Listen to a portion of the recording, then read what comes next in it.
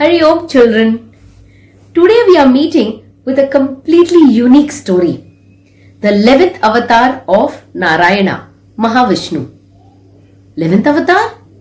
But we only know the Dasavatar.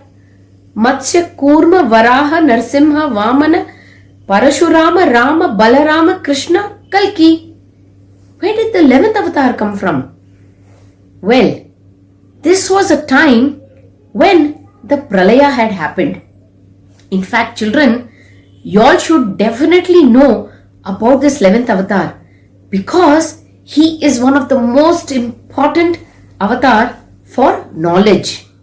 Yes, so let's continue. So the Pralaya had happened. What is Pralaya? Pralaya is when this entire world, the earth, the universe was submerged in water. And it was time for the entire world to be recreated. So Lord Narayana, Lord Mahavishnu, he, all of you know, loves to sleep on Adi Shesha in the ocean. So he decided that the world needs to be recreated. So what did he do? He created Lord Brahma. Yes, Lord Brahma as a kutti baby. Kutti baby? Surprising, no? Because we have always seen Lord Brahma with his long white beard as an old man, as against young and handsome Vishnu and Shiva. But yes, Lord Brahma was created and he was still a baby. Lord Vishnu gave him the Vedas. The Vedas are said to be the foundation of the creation of life. So he gave them the Vedas and said, now go and create this universe again. And he went back to Adi Sesha to take his nap. Now Lord Brahma as a baby was still looking at the Vedas and was about to create when all of a sudden some action happened. What is that? He heard some noise. What is that? There's something, or rather someone, coming out of Lord Vishnu's ear. He looks scary, more like an Asura. So Lord Brahma went and touched him. Very soft. Lord Brahma wanted to say Mridu, as in soft. But since he was still a baby and he didn't know how to talk properly, he ended up calling this Asura Madhu. So the first Asura was named, and while he was still looking at this, he saw some more action, and from the other ear of Lord Vishnu jumped another Asura. Now Lord Brahma went to touch him and found him very hard, very kathin. Now again, Lord Brahma was not able to call him properly, so ended up calling him Kaitabhan. So that's how Madhu and Kaitabhan, the two Asuras, were born out of Lord Vishnu's ear. They both came and stood in front of Lord Brahma. Lord Brahma, the baby, was still amazed and was looking at them with surprise, shock, when both of them all of a sudden picked up all the Vedas that Lord Brahma had kept in front of him and ran away. Lord Brahma was shocked. He didn't expect this. He didn't know what to do. What do we do when we lose something very precious? Go running to our parents, right? That's what Lord Brahma did. He went running to the Jagat Pita, Lord Narayana, and said, Narayana, Narayana, wake up. You know what happened? There were these two Asuras who came and took all the Vedas and ran away. Lord Narayana said, don't worry, I will help you. Stay calm. And that's when he took another avatar with a horse face. Yes, and this avatar was called the Ayagriva. I'm sure some of you have heard of his name, but not many would have known the story behind the creation of this avatar. So Lord Ayagriva now went behind Madhu and Kaitaban to get the Vedas back. So a battle began between both the parties. Madhu and Kaitavan on one side, Lord Ayagriva on the other. It is said the battle went on for a long time, many years. Both of them were very strong.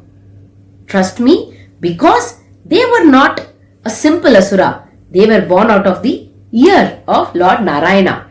So they were very capable and they brought in new tactics of fighting the war with Lord Narayana. They were not losing, nor was Lord Ayagriva. Now Lord Ayagriva was very pleased when he looked at them and he felt he should give them a boon. Now there is a back story or a flashback to Madhu and Kaitaban's story. It is said that goddess Maya Devi had given them both a boon by which they could only die the day they wish to die, which means both of them have to think, oh, I'm done with this world and this life. I want to die right now. The moment they would think this, they would drop dead. Obviously, they are now going to think about it. So, when Lord Ayagriva started the battle, he felt he should give them a boon and said, hey Madhu, hey Kaitaban, you both are fighting very well. I am impressed. I want to give you both a boon. Now look at the arrogance of both of them. They said, we don't need your boon. We are not losing the battle with you. We are equally strong. Come and fight us if you want. In fact, if you want, we will give you a boon. Ask for anything. Now Lord Ayagriva took this opportunity and said, I want both of you to think and want to be dead. What? Now both of them didn't want to die. So they immediately countered Lord Ayagriva. They said, you had offered us a boon before. Is that boon still valid? Of course, said Lord Ayagriva. I don't go back on my words. Once a boon given is given, whether you take it or no. My boon is still open. So now these two also couldn't go back on their words. So they said, okay, you want us to wish to be dead? We will wish so. But we want to be dead on a dry place, completely devoid of water. Now that was impossible. If you remember, at the beginning of the story I told you, the pralay had just happened, which means the entire universe was filled with water. There was not a spot of place anywhere where there was no water. So that was a very smart trick these two had played. They felt, we are very smart and Lord Ayagriva will not be able to fulfill this condition. But they didn't know that he was the Jagat Pita. Lord Ayagriva made himself grow so huge that Madhu and Kaitaba were looking like small ants in front of him. He got up so big, then he wiped his thighs completely dry, and then he called, Madhu, come over here. Madhu climbed up Lord Ayagriva's thigh and with just one slap on the thigh, Madhu was killed. Kaitaba also came up to the other thigh, and as soon as he sat on the dry thigh of Lord Ayagriva, he took the other hand and smashed him to death. That's how both of them died, and Lord Ayagriva took back the Vedas and went back to Lord Brahma, handed it over to him. Children, which is why it is said that Lord Ayagriva is the god of the complete Vedas. It is said that he was the guru of goddess Saraswati. He gave her the complete knowledge to become the goddess of knowledge. In fact, he is also said to be the guru of sage Vedavyasa. So children, if you have to get good marks, study well and become intelligent, you have to pray to Lord Ayagriva.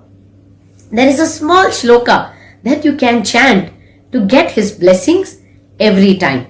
Can I teach you that now? Great.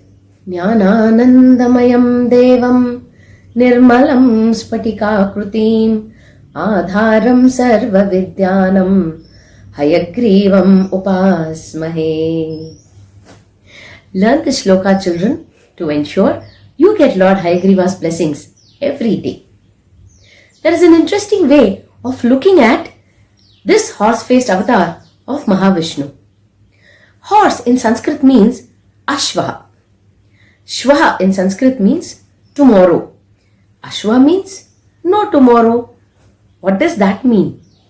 It means if you seek Lord Ayagriva's blessings, he will grant your wishes today and not ask you to come back tomorrow.